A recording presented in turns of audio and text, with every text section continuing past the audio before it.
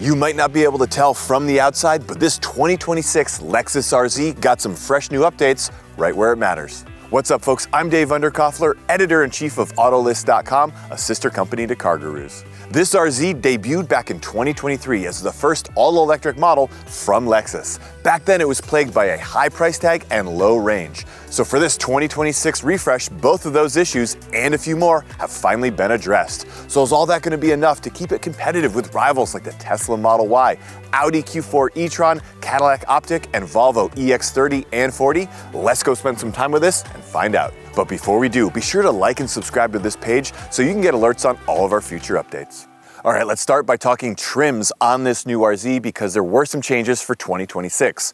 Previously, the base model was the 300e. That is now gone, and it's replaced by the 350e. That model starts at about $47,000. Then there's the 450e, which returns from last year. That starts at about $51,000. And then new for 2026 is the model we're testing today. This is the RZ 550e F Sport. It's the performance-oriented version. This starts at about $58,000. We're testing a fully loaded version that's about $62,000. And one note, all of those prices include destination. All right, now let's look at the exterior of this RZ. Really no big changes to the design of the outside, so you're gonna be hard-pressed to see the difference between this and a 2025 model. But as I mentioned, we've got the RZ 550e, a little more aggressive design on the front here. This lower fascia is a little different than the other models. And no matter the trim of the RZ, they all look like the Lexus family, right? They have the grille kind of filled in because you don't need the same cooling. But from a distance, this RZ is definitely going to resemble the NX or RX crossovers in Lexus's lineup. Now turning to the side, you can see this has really athletic proportions. The wheels are pushed to the corners of this. It gives it really good handling. We'll talk about that a little bit later. The wheelbase on this is about 112 inches. The overall length is about 189 inches. If you're keeping track at home, that is a little bit longer than nearly all of its competitors, including the Audi Q4 that we mentioned and the Tesla Model Y.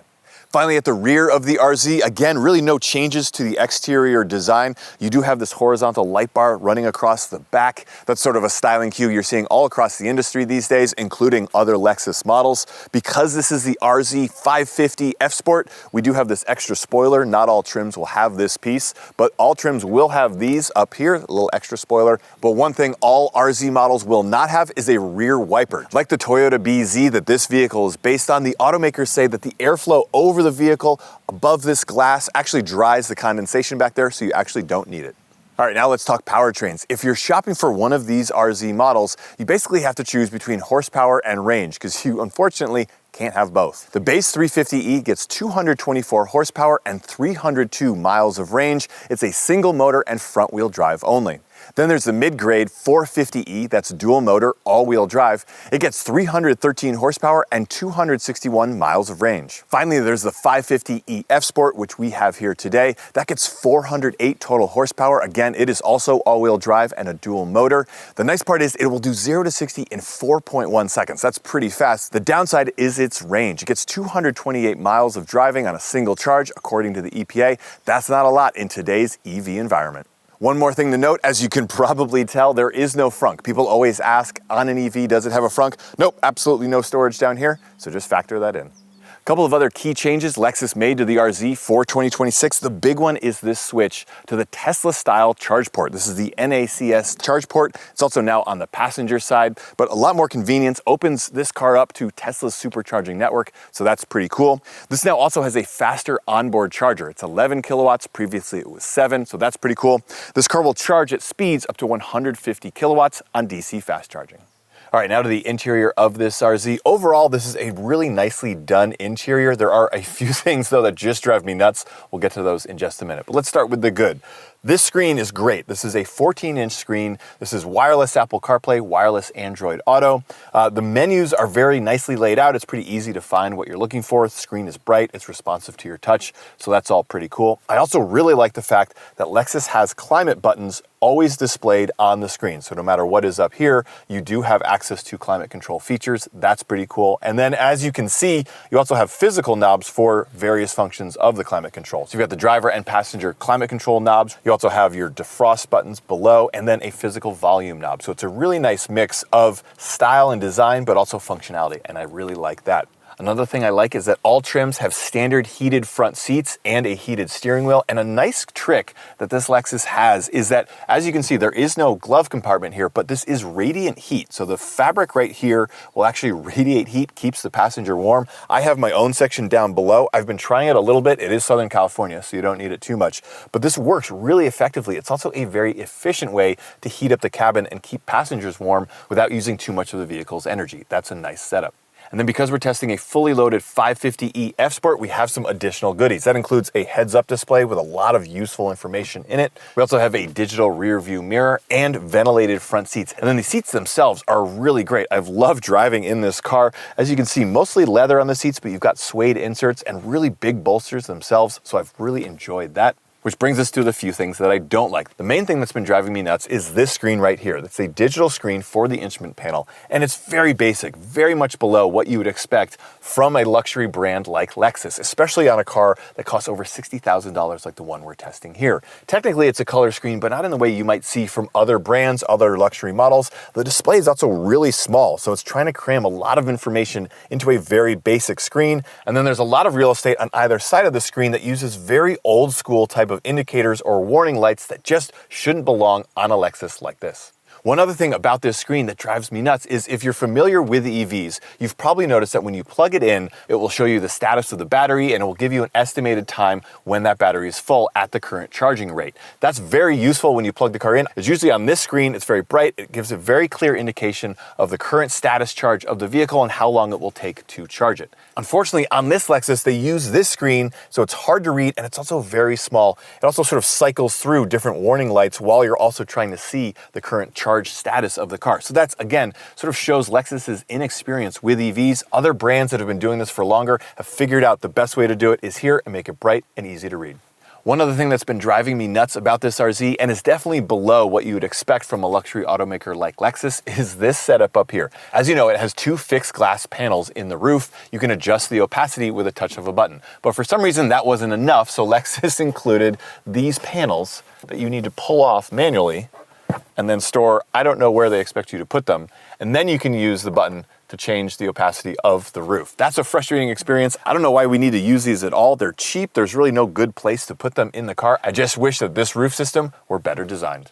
All right, now to the rear seats of the RZ, and it may not look like it from the outside, but there's actually quite a bit of room back here. I'm very pleasantly surprised. If you've seen our videos before, you know the drill. I put the front seat to where I would have it if I'm sitting up there. So basically, I'm sitting behind myself, and I'm 6'1", and I've got more than enough room, especially for my legs, my feet, my knees. This RZ actually has more headroom than any of the competitors we've already mentioned, so that's pretty impressive. In terms of legroom, it's about mid-pack, but still plenty to work with right here. I also like that the floor down here is nearly flat, so you could get another adult in the middle seat without having their legs too close to their chest. So overall, quite a bit of space back here. Making things even better are a couple of other pretty cool features. For one, the seats themselves are quite comfortable. I like that. Sometimes in the back seats, they're kind of a penalty box. Not so on this RZ. And then you have some amenities down below. You've got a household outlet at the bottom. You've got a pair of USB-C charge ports. Then you've got 3-stage heated seats for both of these outboard seats. And then above that, your own climate control vents. All right, now to cargo space. And like the interior space, there's actually more room back here than you might imagine just looking at the RZ from the outside. 35 cubic feet of space back here. That's actually more than the Tesla Model Y, the Cadillac Optiq, or the Audi Q4 that we've mentioned earlier. So that's pretty impressive. And if that's not enough, the seats are split 60-40 and fold flat for more room. Two more things I wanted to point out. There's a household outlet back here. It's a 1500 watt. That's actually pretty powerful, so that's pretty cool. You also have some hidden storage underneath the floor down here. Great place to store extra stuff, maybe a purse or the charge cables to the RZ. All right, next up are driving impressions. And this is one area where the RZ definitely shines, particularly the RZ 550e F Sport that we are testing today. A reminder, 408 horsepower, dual motor, all-wheel drive, 0 to 60 in 4.1 seconds. But it's not just straight line speed, it's that the handling of this car is really nicely put together. I've had a lot of fun driving this car. We're on a twisty mountain road right now, and it's a lot of fun. The steering has a good feel, good feedback from the road. The suspension is nicely tuned on a road like this. It does feel a little stiff when you get out on the freeway just for everyday driving, but not too bad. It's just, you can tell it's more oriented for performance driving like this. so it's been a lot of fun to drive. Now, keep in mind, we are driving the more performance-oriented of all three RZ models. The 350e is not going to drive just quite like this. It's going to have obviously less power and it's front-wheel drive only, but that may be a worthwhile trade-off for you because, again, that has 302 miles of range, and here we're only at 228. Another thing worth pointing out on this 550 model is that it has a simulated 8-speed automatic transmission with paddle shifters. So if I put it into manual mode, it will then simulate shifts. And so I've got it in second gear, supposedly. I don't know if you can hear that noise, and then when you shift, it actually does give you a little bit of that jerk that you might experience in a vehicle with an actual automatic transmission. So I'm not sure how many people are going to use that, but if you are looking for the fun, the performance, the 550 is the one to get. So yeah, overall, this has been a really fun car to drive, and I do expect the 350e to also be fun. It won't quite have the same power, but it's gonna have the same levels of comfort and feedback from the road, so that is pretty cool. One big downside that I don't like across the entire RZ line is the regenerative braking. If you're used to EVs and you're like me and you like sort of the one-pedal driving experience, this car doesn't quite have that. You can use the paddle shifter here to dial it up, but even at its strongest setting, it's not one-pedal driving, and that does get frustrating because I've always enjoyed that in any EV that I experience it in. And finally, when it comes to visibility, it's good, it's not great. The A-pillar right here is sort of a normal A-pillar. You've got decent view out the front of the car. B-pillar gets a little thick as you're looking over your shoulder. And then out the back, if you remember that real sloping profile of this vehicle, that does eat into your rear visibility a little bit, but actually it's not as bad as you might expect. All right, folks, there you have it. Our review of the 2026 Lexus RZ. Pros, well, we love the handling and the power of this 550e F Sport. It's been a lot of fun to drive this past week that we've had it. We also generally like the interior, especially the comfort that it gives the driver and the passenger. And finally, this RZ is now quite a bit more affordable. The base 350e starts at about $47,000, including destination. And yes, that doesn't include the federal tax credit because it doesn't exist anymore, but you can get really good lease deals on that 350e, so be sure to check your local dealers.